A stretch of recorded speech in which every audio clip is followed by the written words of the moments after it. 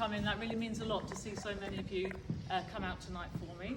So the book then, Banned History. So I've always wanted to be a writer. I wrote a load of fiction when I was a child, first book at the age of 5, first novel at the age of 11, but then I sort of fell out of love with fiction and wanted to move on to something more historical, more my passion. So the idea came about when I started teaching, and I started to realise that actually the textbooks don't match up the big boy books, if you like. And I was getting discrepancies in what actually happened and began to realise things were being deliberately left out. Then things like this would be in the news, where people would be voted at the top, and I'd be like, I don't know why, I know something about that guy, I want to know more. So curiosity then started building, and I started looking other things up and investigating for myself. And then I had a trip to Auschwitz with their Holocaust Educational Trust, and again, that was so eye-opening. They were telling us things that I'd literally never heard of, never read in the textbooks, because they'd been left out for whatever reason had been decided. That again kick-started my curiosity to investigate a bit more. So I made it a possibility basically by selling my house. So, as you do, a bit of a gamble. But I needed a year off and I needed to finance that. So I bought a house, did it up, made a profit, and then basically used the money to go travelling. Obviously I picked 2020 for the year for that, nice one, but I did manage to go to these places at least, and of course I did manage to write the book, so that was the overall aim, and hopefully I can go to the other places at some point. So this is my library at home, so I bought a lot of books. I dipped in and out of at least 300 different books in order to research for this book myself. I used magazine articles. JSTOR was brilliant. That's an online magazine article which you can get access to. And because of lockdown, they actually gave you unlimited access, which was amazing.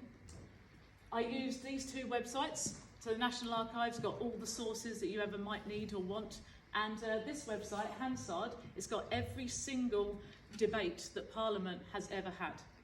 And it is really boring, but you can search through, you can search for key terms, and that makes it a lot easier to find what you want. And I tell you, some of the stuff that they're saying to each other, some of the things that you actually find out, people's real motivations for things, who really suggested something first, all of that came to light from research from the Hansard website. I went to the British Library. This is up near King's Cross. I had a little 2-day break to London, and I went to the British Library and I spent a lot of time in their reading room looking at the newspapers. Now this was important for my Holocaust chapter because I wanted to find out what was actually being reported at the time.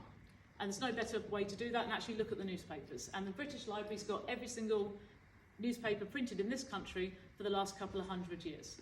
And again, you can search through manually or you can search through on their online archive. Fascinating stuff. I also found people's ideas. So Mr. Silk, teacher at this school, he told me all about the Donner Party, the cannibals. Weirdly, a lot of people knew about cannibals because a year 11 boy, Georgie Hancock, also told me about a cannibal.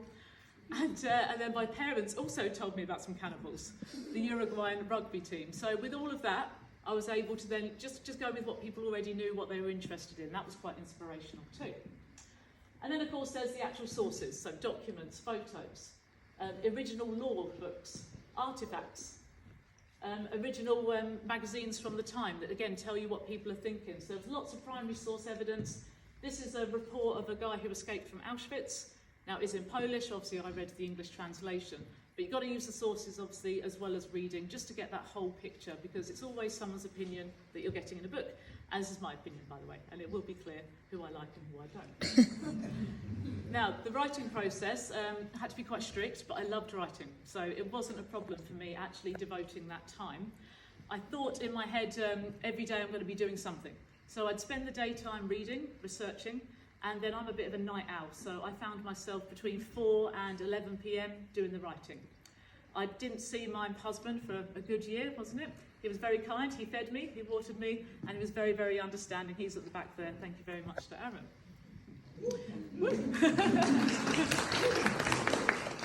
I think you liked the Xbox time really though, didn't you? Yeah. And then every day after I'd done the writing, when it was done, that took about a year, the writing process. Then it was the editing process, and that was the bane of my life, to be honest, because I had to try and cut it down. And the Holocaust chapter particularly, that was 40,000 words on its own. And when you first write it, you think, now I need everything. That's brilliant. There's nothing I can take out. But you have to be strict and go back and go back. So the editing actually took nearly as long as the writing itself. And then it was the proofreading, which I paid a professional to do. There is one mistake in the book, though, still. If you find it, I'll give you a prize. So obviously the money was not well spent, no. But she did a good job otherwise. And then once that was done, I designed the front cover. So I've got copyright of everything here. So obviously the contents, but the cover is my design too. And you have to pay for the image, get copyright and things like that. So it's all a really interesting process. And then once all that was done, it was about 3 months until it was printed. So here's what you're going to find. Chapter 1, it's all about Churchill. Feedback I've got already from this is, well, we know exactly what you think of him, so it will be clear, my opinion, but I have tried to also give you a balanced argument with both sides. But, you know, what's a history book without an opinion in it? You'll find out about his role as a soldier in various locations across the country, the world. You'll find out what he did in World War I, what went wrong, what went right. He was leading troops on the front line, actually. He did go to the trenches in World War I, and in fact he was fighting just a few miles away from Hitler at exactly the same time. You'll find out some of the lesser known stuff about World War II. We know that he won, we know that he brought victory, but there's a few other dodgy things that this guy has been up to in World War II, and that you'll find out about. This is then planning Dunkirk. You'll find out about the terrible things that happened after Dunkirk, thanks to Churchill. And this is a picture about the Bengal famine, another incident that Churchill made worse than it should have been with his actions.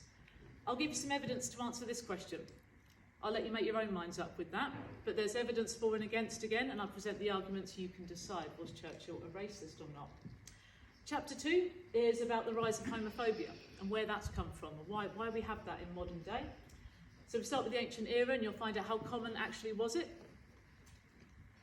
And how and why did homophobia begin? As a bit of a clue with the image there, but you might be surprised to find out that actually it was not religion that really pushed homophobia at all. It doesn't seem that was religion's intention, it's something else entirely. And then, of course, why did homophobia increase? Now, this is Oscar Wilde, and you'll find out that although he wasn't homophobic, he was homosexual himself, that something indirectly to do with him did cause a sharp rise in homophobia in this country. And of course, last of all, how did it spread across the world? And you'll find out that a lot of this is to do with empire and where people went, where Europe went, and what they did in the new worlds that they conquered. So this was Africa before Europe, and this was Africa after Europe invaded. So there's quite a stark difference in the world once Europe got their ships going and got out and about. Chapter 3 is about Richard I. You might know him as the Disney lion, the lionheart. You'll find out how that is a load of old tosh, basically, and how he doesn't deserve that title at all, and he's actually French anyway. That's his kingdom. You'll find out his role in the Crusades, and how well he actually did, and what he actually blagged about, and how that isn't really quite the truth. Does he deserve a statue? This is outside Parliament. God knows why. You'll find out all the reasons I think he doesn't, and perhaps some of the reasons people at the time thought he did. And last of all the people of England and what he did to ruin their lives and bankrupt the country in his short time that he stayed in England. He was only in the country 6 months, by the way, out of a reign of just over 10 years. But he managed to ruin it completely. Chapter 4 is a more serious topic. It's about the Holocaust and Britain's role in it. So here you'll see the extent of the Nazi empire, and that just gives some indication of the power that they had over those countries, and that's where they took the Jews from to kill. This is where the death camps and the main concentration camps are. So the main ones you've heard of are the ones in Poland. And you'll find out what we did know. What did Britain know about this as it was happening, and when? Because obviously there's a timeline to this, and it's a bit more understandable to do nothing if they didn't know for ages. But you'll find out that's not quite the case. And actually they had documents, courtesy of this man here. This is Witold Pilecki. He went to Auschwitz voluntarily as an underground Polish operations worker. And he did that to investigate, to spy, to get information out. Such a brave man. And he did get out. He did successfully escape himself a couple of years after, 1943. But thanks to him and a couple of other men called Verba and Wetzler, we got documents like this. We got plans. What the camp looks like, where you could bomb, So you'll find out again that Britain's role was not really to help out with immigration. This is, and I can't see actually, but this is the Palestine mandate. This is a place where Britain could have allowed immigration to. Find out why they didn't. Find out why they had all these conferences and how and why they came to nothing and what was really the motive of the politicians behind them. And these are the men that you will find out about their role in Britain's role in the Holocaust. That, of course, is Churchill at the top there, and then you've got Eden, Morris and Stanley, who was Secretary of State, Secretary of the Colonies, and Eden was the Foreign Secretary, sorry. Chapter 5 is torture. Just a little warning here, there are a few graphic images. If we have any youngsters in here, I wouldn't recommend you watch this next few slides. Also, if you're not too keen on that sort of thing. So, torture then. We'll start with how it's changed. This is the first set of laws, printed on this huge obelisk. This is from the Hammurabi region, and this is King Hammurabi, which is in Iraq in the 18th century BC. And you'll find out that from as long ago as that, torture has been part of our law-making system. But you'll find out that actually it's changed quite a bit since it began. Motives. You'll find that motives for all these types of torture have changed quite significantly. You'll find out what those motives are. How we went from tactics, methods that is, how we went from methods such as this. This is the brazen bull, but I think you can guess how that would work out. And how they developed into things like the Iron Maiden. This is the rack, used to stretch and pull, and your bones would crack out of their joints, and then your tendons would snap as well, and they might burn you at the same time too. The wheel, where you would spin until you die or cracked, and a variation of it up there that was adapted. You'll find out about the use of the pulley, how it was changed to become more dramatic, such as here in the Netherlands and here in the Holocaust. The pendulum, horrific form of torture. The Judas cradle, that's the pendulum in action. Scaphism, where you are left to rot, covered in honey, left for the bees and the bears and things to come and eat you slowly. And of course more modern day as well. This is an interesting part of it, how to get away with it. So these days, torture still happens, but how is it being allowed? We've got international law against it. You'll find out what the Americans are doing, how they're getting away with those things still even to this day. Chapter 6 is about Elizabeth I, who we teach at A-level and at GCSE. You'll find out the truth about her claim to be a virgin and why she chose to remain unmarried. You'll find out that actually that isn't true at all. The Golden Age, that's what we think of when we think of Elizabeth. Theatre. Good times, fun, everything's great. You'll find out not quite the case, and actually she had more of a hand in starting the slave trade than she did in the development of theatre. And that's the coat of arms that she gave to her slave trader partner. The Spanish Armada, well-known story, big win for the English, not what you think. So find out in this part exactly what happened during this event, and again, the dodgy thing that Elizabeth did afterwards. Chapter 7, again for the youngsters in here, might be a bit too much, I'm not going to read this out. Chapter 7, weird sex parts. There aren't many pictures here for your own safety. And my Google search history, safety. But there's, as you can see, it's a surprising development in this era of humanity, as this is current day, where it is consensual incest is allowed. You'll find out about the royal families and how these chins went from big chins to death, how they couldn't reproduce anymore. This is the Habsburgs, by the way. And you'll find out about NASA's role in bestiality, and how they actually had a hand in it. And this lady as well, this is her with Peter, who she fell in love with. Now the last chapter is cannibalism. So this is quite, I've been told this was gross by some people, quite sickening, but it again charts why it has occurred.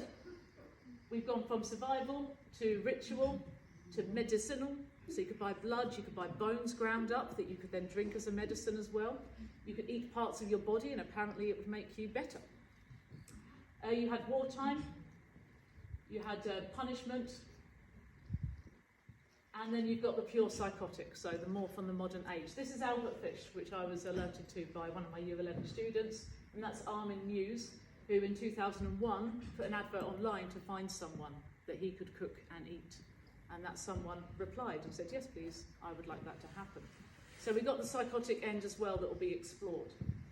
So what types have ended, why have they ended, and what still remains? what motives still remain in the world. And of course you'll find out where has this been most common across history, this practice of cannibalism. You'll find out it's in most places in the world, but where's it been happening the longest? And finally, most importantly perhaps, who tastes best out of you all? And out of all of us, who's most likely to be eaten first then, in a time of survival cannibalism? I know who to get behind. And just out of interest, this is the calorie count for all of the body parts, in case you ever wanted to have a go.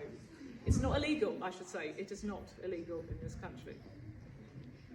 How's it going then? Well, I've had a really good reviews on Amazon. It's all 5-star at the moment. I've got to number 32 in the charts of some of the books in Amazon.